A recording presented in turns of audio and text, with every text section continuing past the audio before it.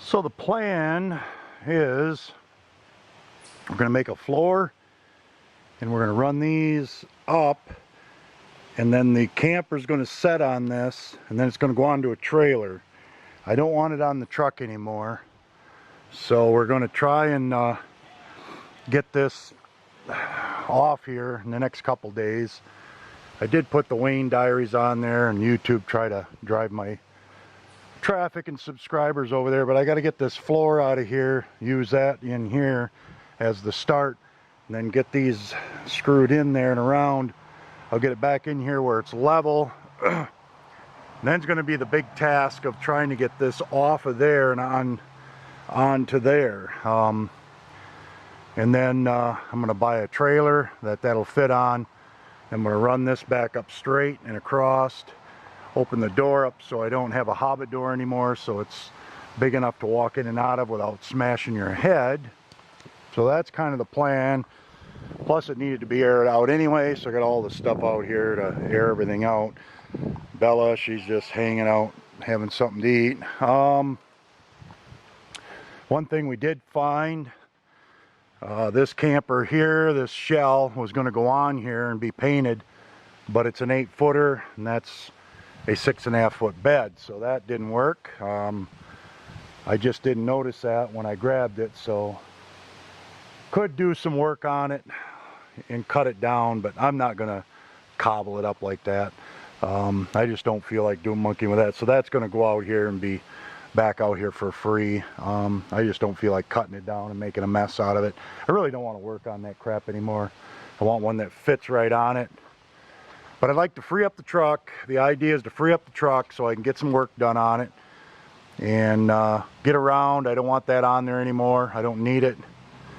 Because of here, I can just, I can spend a month or so here and get a trailer. I can disconnect, and I may, like I said, this truck just may end up, I've been looking around for vehicles and stuff, and I hate to say it, fixing this, it's only got 181,000 miles on it, so transmission works really well, and it's just, it doesn't burn any oil, and I hate to say it, but it's a good truck to go do anything else with.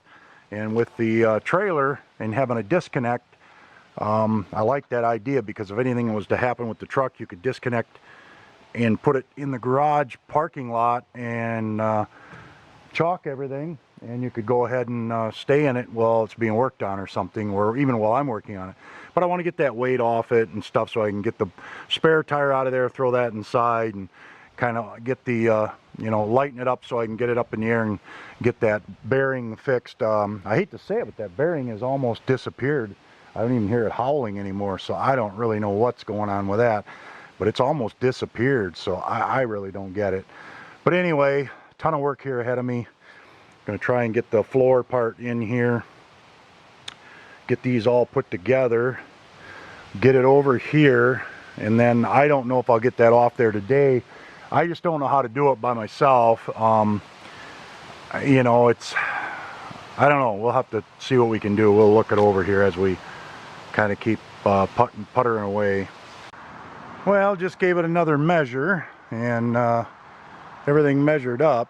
So all I got to do is just fill in a piece there and touch that in and get the floor, and then there'll be something that'll go over the top of that later. maybe a nice hardwood floor or something. But like I say, getting this off here, that ought to be a challenge. I could try it, but I think I'm going to save that for another day. I think I'll just put everything back for right now and make that work.